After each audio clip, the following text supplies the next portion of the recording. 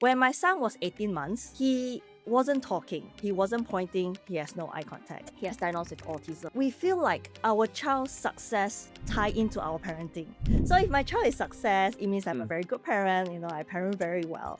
Peng Tan is a global award-winning author of How to Be a Neuro-Affirmative Parent.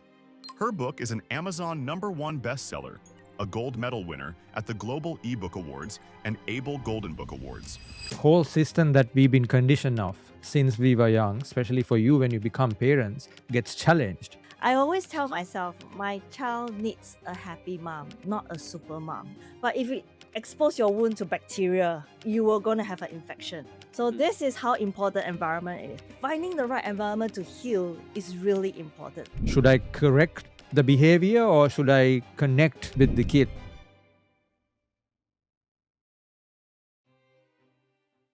Before we dive into this conversation, please give me just 20 seconds. I know you've got hundreds of podcasts you could listen to, but any point during Unlayered, you paused and thought, that was me, or I felt that too. I'd love to ask a quick, simple favor. Please help me with a follow or subscribe to my channel, because that one click will not only help me bring more conversations to you, but for others who might need it. And it means the world for this work to continue. Thank you so much. Enjoy the conversation. Hwee, welcome to Unlayered. I'm really excited to have you on the podcast, and let me thank you for accepting my invite. I'm really grateful to have someone like you attending and giving out your value, the wisdom you have in Unlayered. So welcome to Unlayered. Thank you for having me. I really like the title Unlayered because it's really tying to what I'm doing as well.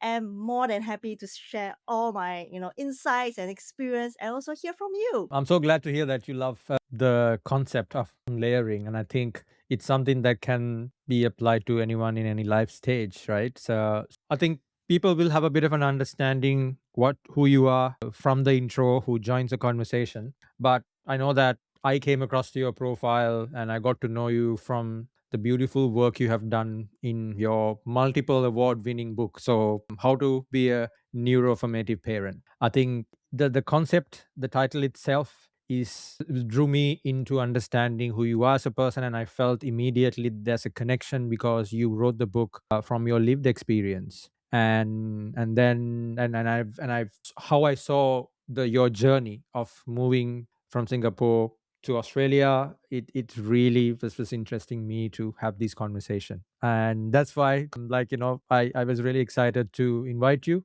So let's start our conversation. I think I want to dive deep into the story part, because I know you had a very successful career in Singapore for more than 10 years as a corporate planner, right? But I think it's best for you to describe what your journey about and what made you migrate to Australia. Yeah, of course, of course. I have a very interesting corporate life, so I'm very happy to share. I haven't seen anyone who have the same journey. So I started corporate at the age of 19. So what happened was after my diploma, I finished the exams. I haven't got my results yet.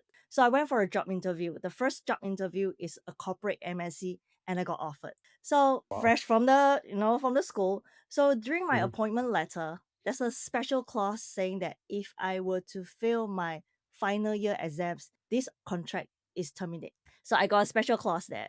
So thankfully I passed, and then I was able to continue working. So it's a very different feeling, because when I attend my diploma graduation, everyone is looking for employment, talking about job. But I'm already a full-time employer. So a few little things that really still live in my mind is when my company, because it's a big MNC, they have university students who are interns. They thought I'm an intern as well, but actually I'm a full-time employer. You can see their job.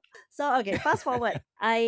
During my 10 years of corporate working life, I took my bachelor, and then my working experience doesn't compromise. I was doing part-time, and then it was very intensive because from 19 to 29, I was doing, studying and a lot of working full-time. There's no breaks at all. So my resume is very impressive, of course. I mean, a very young age. But I met my husband in Singapore, and we got married at the age of 29. I got married at the age of 29, and I moved to Perth, Australia. So what you do after you move, after working for 10 years, you thought of taking a break, isn't it? Since young, it's time to take a break. Enjoy the honeymoon, of course. So when we were planning for a family, I thought that after I gave birth, just like any other female, you can always go back to work, isn't it? Put your child in childcare, and then you can always go back to full-time Yep. work. That's Mhm. not a big deal.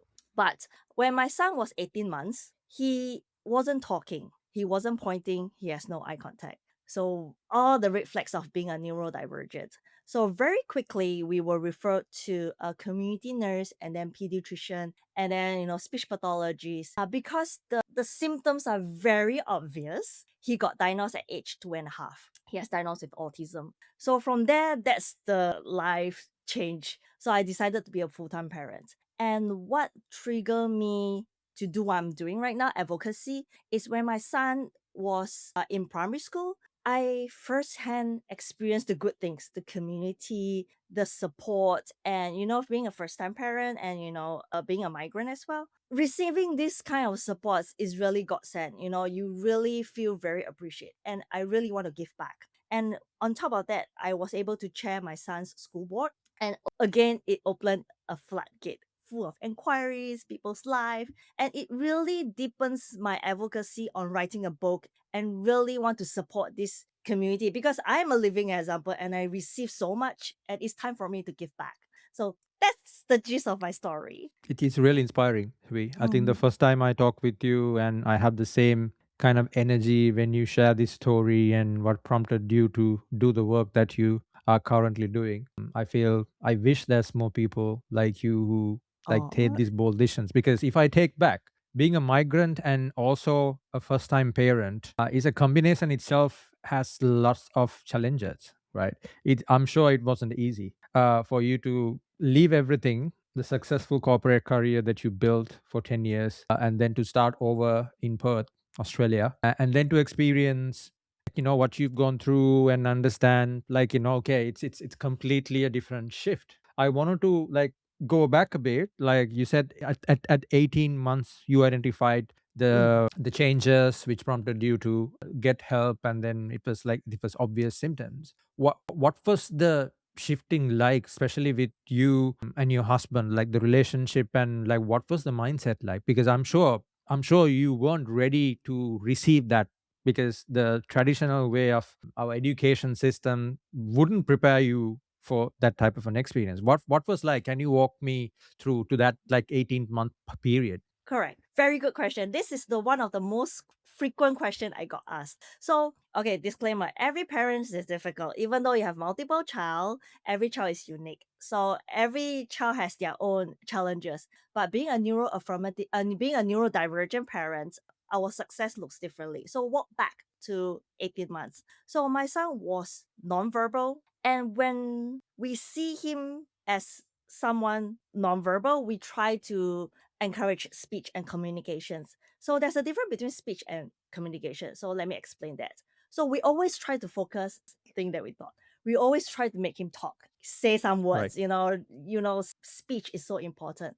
That's the first thing that we debunk. Communication is more important. So let me explain. So let's say my son, he is now minimum verbal. He cannot speak sentence, but phrases, 1 or 2 words, he's able to do it. So let's say, Pen, what do you want do you want apple or banana for lunch? If you can say apple and you really want apple, that's communication. If I say, Pen, what do you want? Do you want apple or banana? You recite the whole William Shakespeare Romeo and Juliet book, 8,000 words, 10,000 words, but you cannot tell me what do you want for lunch. That is speech, but there's no communication. So when he was nonverbal, we are always focusing on the wrong thing. So that's the thing that my husband and I, we will always align that we want communication. No is a complete sentence. Yes is a complete sentence. The core words are the one that we really want to work on it. So these are the things that we were trying to do instead of forcing him to speak a lot of words. I think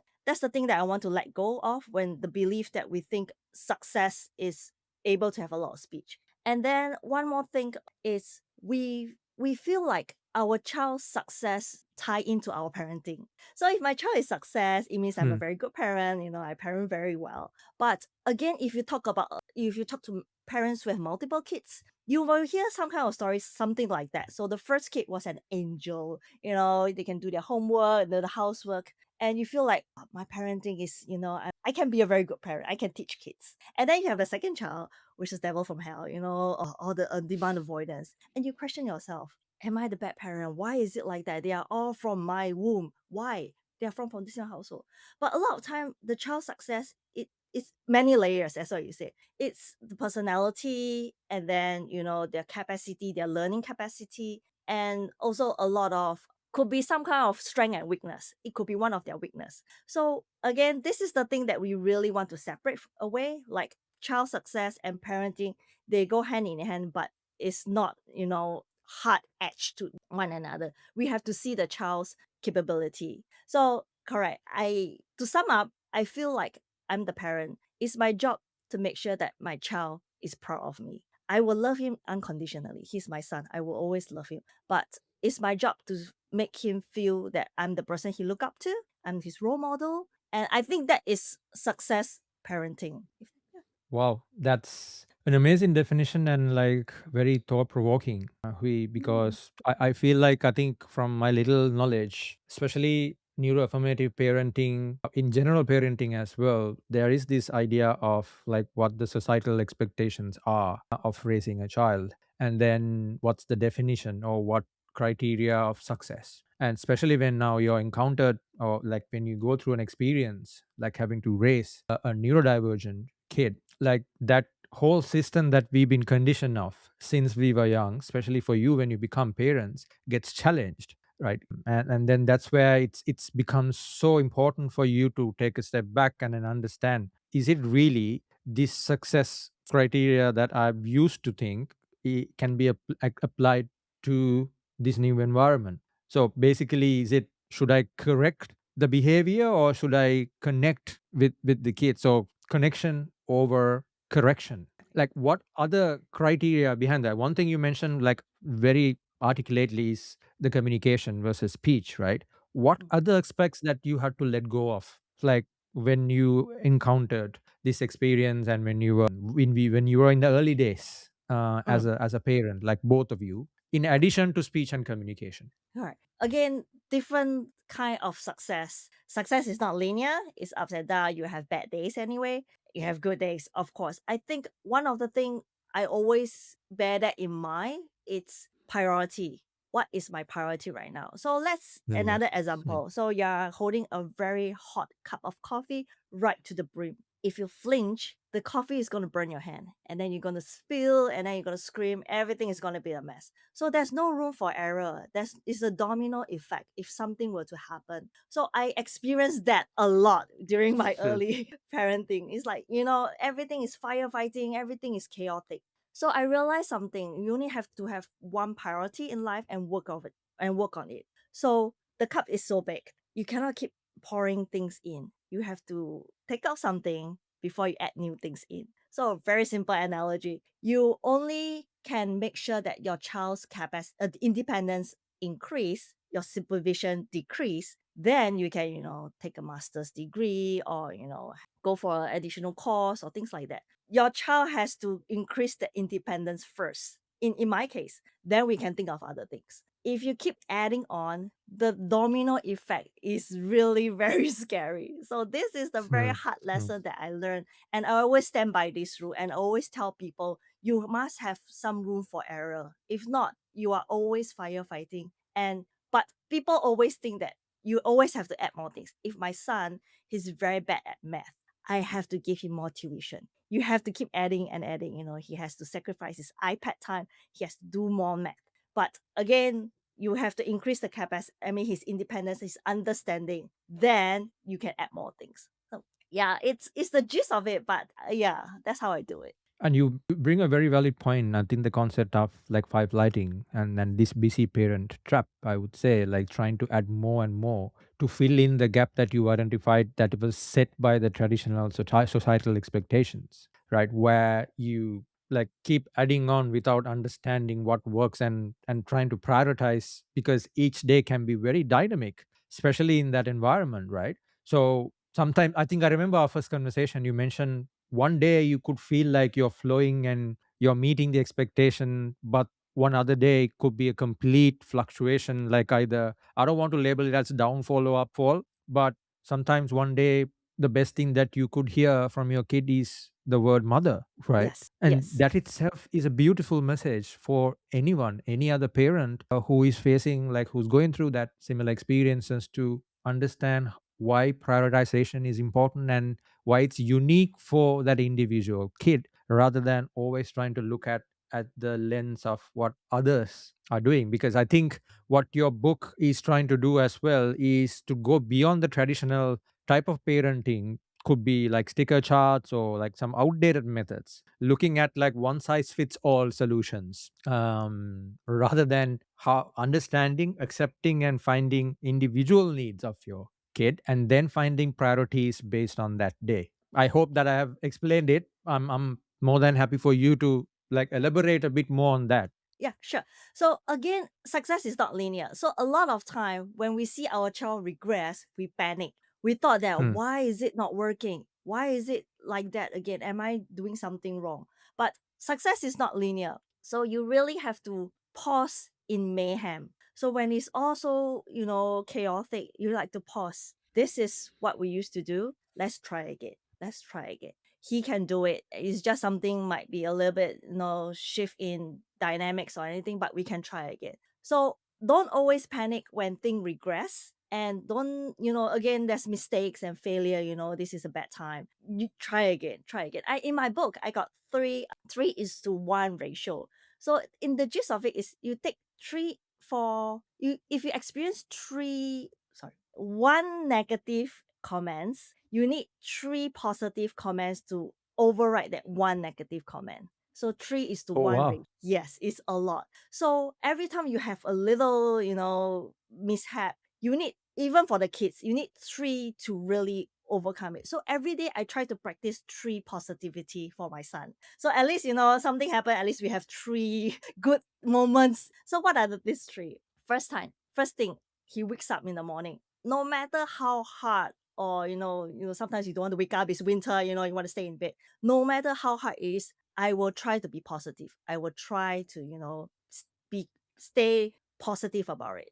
So one positive, just 5 minutes, be hold on to your emotions. So that's one positivity. The second one is the moment I pick him up from school. So I always pick him up from school. I always bring a little treat and something like, hey, well done. You survived today. Let's go. Like, no matter how bad the teacher said, oh, today he's a little bit, it's okay. Today is over. Let's go home. Let's buy you a lolly, or let's go back. Second positivity. The thing is 5 minutes before lights out. Put him to bed. I love you today. We survive. Everything is bad today. Tomorrow is another day. Just spend 5 minutes. All right. Good night. Off the lights. So 3 things at least. I have a positive moment with my child, and then that's it. I did my very best. So if today is a bad day, never mind. Tomorrow that 3 thing again.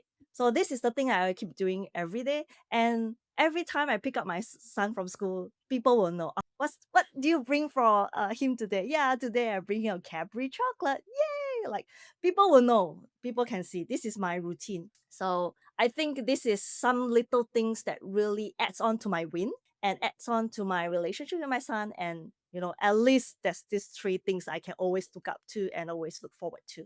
Oh, that's amazing. I think the beautiful message in it is finding joy in this journey, and and then also to uplift the relationship that you have with your son, but also the embrace the uniqueness, and then also to embrace the strengths of your son, but also to positively encourage in them in a manner where you know that it has a little bit of a structure to it. Like, it was amazing. I never knew that kind of a ratio, 3:1, right? Mm. Usually, like, people might think 1:1, like, okay, some negative thing happened and it's just like another positive thing to overcome it or to recover, and then you expect that it to be normal again. But what you shared is really amazing to hear. It's very insightful.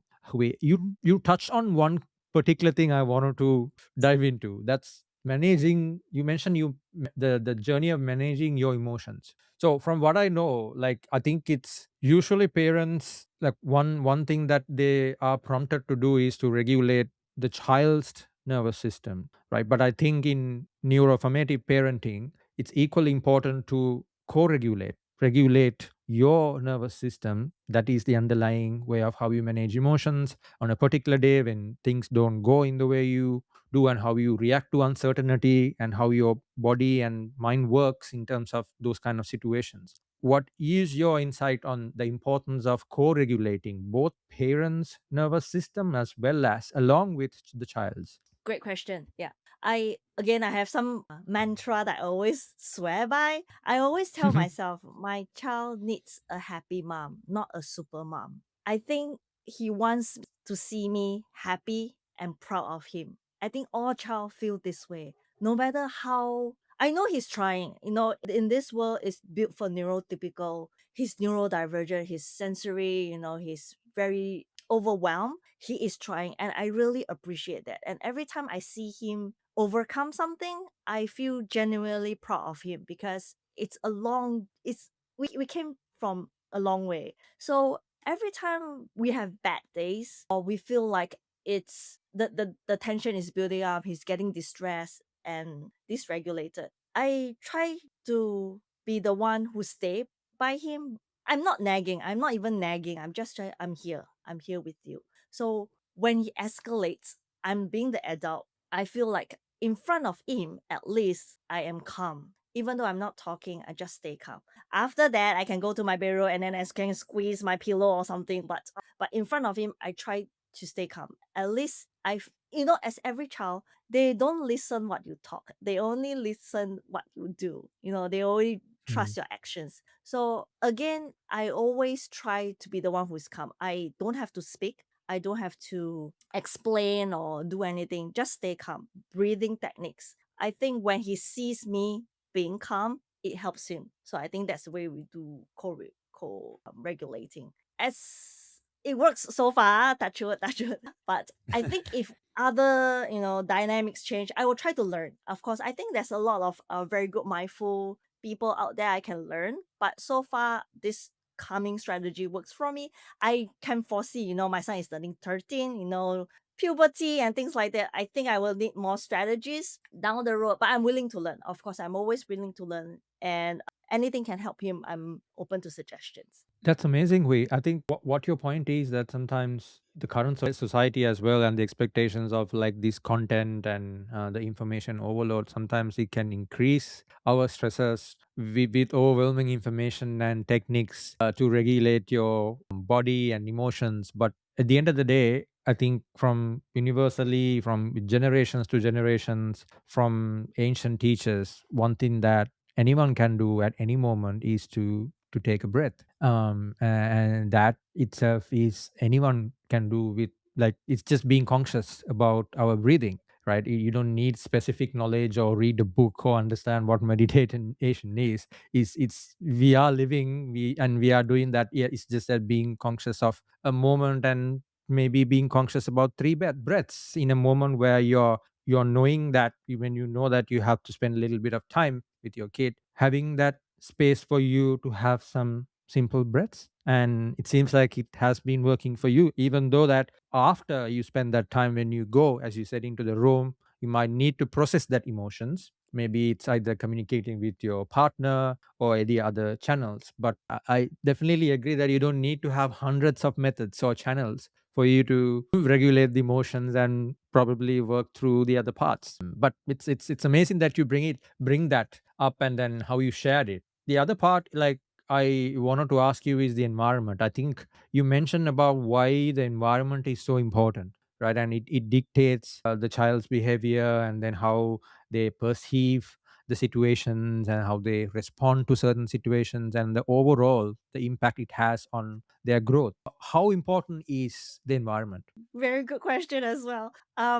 I have a very favorite analogy to it. So let's say we're talking about environment. So if you have a scar, a scratch, a wound, you got really deep wound. So if you expose your wound to Dettol disinfectant, it will heal very well, kill all the bacteria, and then, it will. But if it expose your wound to bacteria, if you're going to the jungle and then there's insects and everything, you are going to have an infection. So this is how important environment is. So if you have something challenges, you have a wound inside your heart.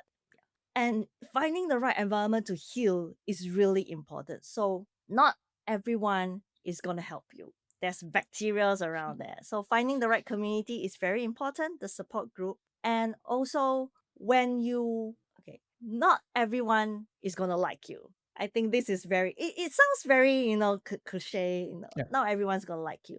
So when you try to tell people your challenges, you have to really find the right people to speak to, the one that trust. It's a very long journey. It's a very, very big thing to trust somebody. So when you too quick to express your challenges, things like that, you get a lot of backslash, and that's when you feel very vulnerable. I think first of all, you have to in my book, I also talk about informal mentors. So there's a few people that you can talk to, which is a safe environment. So my personal experience is I speak a lot to my child's therapy.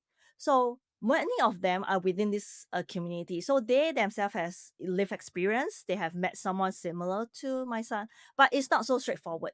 Let me explain. So Yep. because they are professionals, I'm just a parent. So for us to exchange information, it can be very tricky. But so it depends on how you present yourself. Like if you're a very neuro-affirmative person, you are always open to suggestion, very objective, not being difficult. And that's how people will open up to you. And then you realize that, oh, okay, that's this kind of thing. I'm not alone. There's people who are doing this as well. And then that's how I learn. So this is the one that I always look up to. And again, I think a lot of self-reflection. You have to be the one that's very open to learning something, and then people will want to share with you.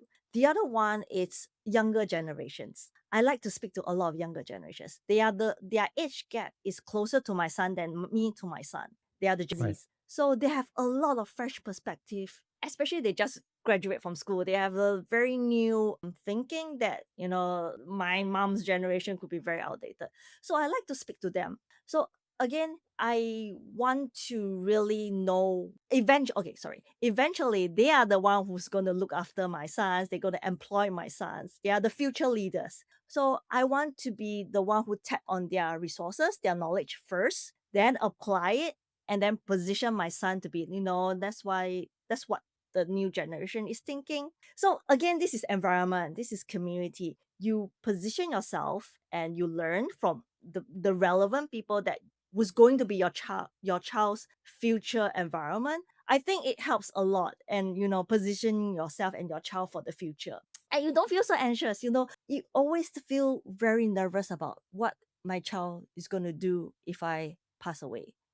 This is always instead of worrying that part, how about learning the community and the future, what looks like for him, so that, we are all ready for the future. So, I think that's the gist of it. Wow. Those are, I think, strategies that I haven't it's really, really fresh and amazing, Hui, because one thing that you mentioned is the importance of, anyone can be in different mindsets and different stages of life of to receive feedback and to work with professionals like therapists, right? And like you can, I think simplistically, you just have to have an open mind to understand and also to do your own inner work for you to be able to receive what their insights are.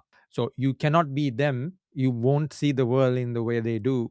But again, without comparison or judging yourself for not being there, at least understanding there is a way, you have a choice to walk through that path, so that you also see the world in a way that you can receive feedback and open to be learning. And the other part was really amazing, that I haven't even thought that the importance of connecting and taking things from the Gen Zs, the generations, like close to your son. That's an amazing insight. Like I haven't even thought about, because we usually go back to our parents to get advice, right? So the intention of getting advice, who you get advice from, could be really important, especially if you are a parent of a neurodivergent child. Because as you see that we touched on a very valid topic, that is anxiety. And usually, in my view, anxiety comes from like when you have a lot of uncertainty around what's going to happen. Like that is the future. Like it's in time where you don't know. There's a lot of like variables that you don't have in control of, and you're worried. I'm sure you're worried about the safety. You're worried about belonging. You're worried about acceptance of your child in the society if something happens to you. So that anxiety can be really addressed by you having access to the resources and then being in touch with like the generation that is close to your child, which is a really really amazing insight. I'm really recommending to go and take this book for anyone, because so far we've just had a conversation for 30 minutes, but so many insights that will be really valuable for all parents, not only parents who are nurturing neurodivergence, but any other parent too, because these things can be applied to any other parents, I would say. I know you talk a lot about like the work that you do, Hwee, is very important to the world that we live in and the future. So I think with the book, you have set that foundation, and rightly so. It was recognized by many many awards with how you have written it and the information it has. But I know you talk about rethinking the workplace alignment, and then the importance of authentic support systems, right? How does this idea came up to you from your lived experience, and now what you're trying to give out to the world? Are you willing to talk about that part? Of course, I'm willing to talk about anything. So, school is the first 20 years of your life. Yeah. Even further studies like diploma is still about 20, 22 years. After that, it's all employment. So, you can do very well in school, but eventually, employment is still the big chunk of your life that most adult have to face. So what we talk about authentic support is, let's say you can see I'm wearing glasses. I have long sighted, I have short sighted, XT. So I have to wear glasses at night when I'm driving, when I'm taking exams, going to the movies. It's part of me. So if I'm gonna tell you, Pen, without my glasses, if I'm gonna drive out, the first 5 minutes I'm gonna get into a car accident. If I'm gonna remove my glasses to get an exam, I cannot see, I'm gonna fail terribly. I'm not joking. I'm being serious. I'm not exaggerating, right? How you know? Because we have been having glasses for so many years, and we are very educated to see someone wearing glasses. So if I were to go to the exams wearing glasses, take an exam, and I, thrive and I get very well, and the next time I forgot my glasses and I flunk. So no one will in the right mind would say that, see, Hui, she wore her glass. That's how she cheats. She got very good results when she's wearing, and she failed when she's not. She must be cheating. No one will be in the right mind who think this way. That's right. So let's put this metaphor into a classroom. Like some neurodivergent child struggles to take exam in the exam hall. Request for a private room. Please let me focus. Sensory is really hard. And if the teacher feels like, no, everyone is taking exam for exam hall, why are you so special? If I'm going to put you in the special or like a private room, everyone will be requesting for a private room. You can't do that. Too bad. So you see, the thing is they feel like having a special treatment for accommodating someone with neurodivergent, it's a very unfair. So Pen, you don't wear glasses because you don't need to. It's not that, I need to. We don't think this way, like she's having special treatment. And mind you, 20 years from now, you might need glasses, isn't it? You might need to read and, never say never. So it happens to anyone as well. It doesn't really say that, neurodiversity is the one that, we have to really special focus on that. Not necessary, anyone can need special accommodations any part of their life. So if back to the exam, so if you insist that having exams in the exam hall is being fair, and you foresee that everyone is going to request for a private room if you accommodate one student, then there is something wrong with the exams. Everyone is sensory overload by sitting in the exam hall taking exams. You have to look back on the environment again. So when we thought about just one or two accommodation with people, and you forego everything that you say that that has to be fair, we have to be equal to everyone, then that's not equal anymore. Like again, back to the glasses thing. I hope the environment in the workplace in future will be as easy as seeing someone with glasses. You needed hearing aids, someone white with a left hand. It's very normal to us right now. Like I'm sure we took 100 years to evolve to get educated to where we are right now. So I hope my vision is to see accommodation with neurodiversity in workplace will be as easy as that, as simple as that. When you were explaining, that's very powerful. I think that metaphor of wearing glasses and how the traditional education system look at it is, it's so, yeah, it's just a powerful lesson that anyone can understand, that like we talk about equality and these sometimes words, but it's really about understanding if it's been actioned properly in a way that actually in place for people who need it. When you were explaining that, I remember even at my university, I'm a left-hander, and simple thing as that, when I was studying and writing into my exam, I didn't have a chair that I can hold like my left hand on the left side. So I had to turn to this side and actually write. So after 2 hours of like intense exam, my whole left side of the shoulder and the back is killing me, where I had to show up in a couple of days for the next exam. And I remember asking multiple times, why cannot you have a chair, purchase some chairs that has the left side hand of holding the thing? And it's I think it's far more impacted to kids, to people who are with special needs, where still this traditional system doesn't have a way to look at it. So what you're trying to achieve is so powerful and so needy. So what do you think there's fundamental changes are needed in like policy level, like employment level in workplace? Because you raised a valid point. I think education system has come to a certain level where there's a little bit of support system, but I think the life don't stop at when you pass the school, where it actually continues from workplace, and that's where real like independence begins to merge of a person, right? So I is it that what you're trying to like empower, that integrating these policies at like workplace communities? Yes. So another thing I like to speak to Gen Z people is because I think you probably know my age. I'm in the 40s already. So I think the Gen Z are trying to advocate for like work from home. Example, just work from home. Some Gen Mhm. Z, they really able to concentrate and focus working from home and other accommodations. So by talking to the Gen Z, I feel like we are the bridge because I'm old enough to talk to ministers. I'm old enough to, speak to a lot of people, speaking to you and advocate for the community. So I think we work hand in hand. So I will listen to what Gen Z, what is a perfect workplace for you? So maybe they have some kind of, I wish this and that.